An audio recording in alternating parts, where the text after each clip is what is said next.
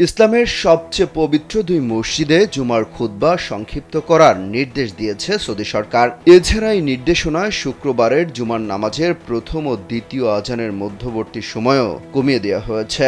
শনিবার এক প্রতিবেদনে এই তথ্য জানিয়েছে গালফ নিউজ। রাজকীয় নির্দেশের অধীনে ইসলামের পবিত্র দুই মসজিদে জুমার খুতবা এবং নামাজের সময়কাল 15 মিনিটে নামিয়ে আনা হবে, যা আগে সাধারণত 30 থেকে 45 মিনিট স্থায়ী হতো।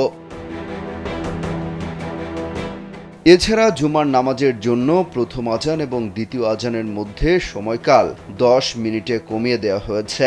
দুই পবিত্র মসজিদের ধর্মীয় বিষয়ক প্রেসিডেন্সির প্রধান আব্দুল রহমান আল সুদাইস জানান, এই পদক্ষেপটি মুসল্লিদের স্বাস্থ্য নিরাপত্তা রক্ষায় সৌদি নেতাদের আগ্রহকেই তুলে ধরছে। খালাম্মা, আমি আপনার মোবাইলে সেলফিন ইনস্টল করে দিতেছি। আপনার রেমিটেন্সের টাকা আপনি নিজেই জমা করতে পারবেন। সেলফিন, আগামীর ব্যাংকিং। এই নির্দেশনা পালন শুক্রবার থেকেই শুরু হয়েছে এবং গ্রীষ্মের শেষ অবধি এটি অব্যাহত থাকবে।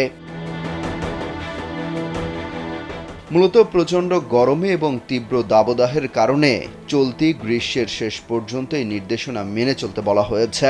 প্রতিবেদনে বলা হয়েছে, সৌদি আরবে ইসলামের দুটি পবিত্রতম মসজিদে জুমার নামাজের আগে নির্ধারিত খুতবা চলমান গ্রীষ্ম মৌসুম শেষ হওয়া পর্যন্ত সংক্ষিপ্ত করে কয়েক মিনিটের মধ্যে শেষ করতে হবে। মূলত মধ্যপ্রাচ্যের এই দেশটিতে প্রচণ্ড গরমের মধ্যে মুসল্লিদের সুরক্ষার কথা চিন্তা করে এই সিদ্ধান্ত নেওয়া হয়েছে। কিছুদিন আগে শেষ হয়েছে হজের মূল আনুষ্ঠানিকতা।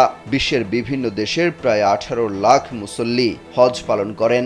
এবছর মক্কায় তাপমাত্রা উঠেছে 50 ডিগ্রি সেলসিয়াসের উপরে। মারা গেছে বাংলাদেশি সহ বিভিন্ন দেশের হাজারের বেশি মানুষ।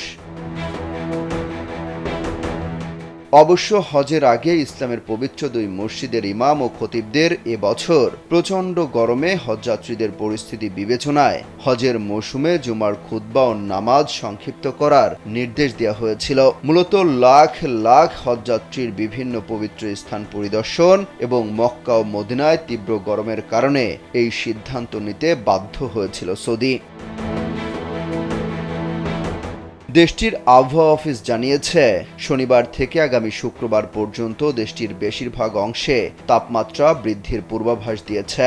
বলা হচ্ছে, এ সময় তাপমাত্রা 48 থেকে 50 ডিগ্রি সেলসিয়াসের মধ্যে থাকবে।